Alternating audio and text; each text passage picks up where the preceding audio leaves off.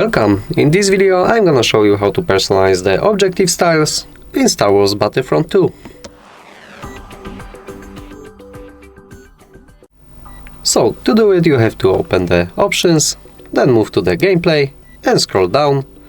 Here you can see objective style. There is a few zones on the map that you can capture. You can see it always on the HUD, so you can choose the style of it. You can use default with outline or without the outline.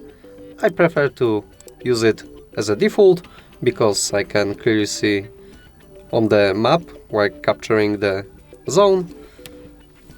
So that would be all for today. Leave a like, comment and subscribe to our channel. Bye!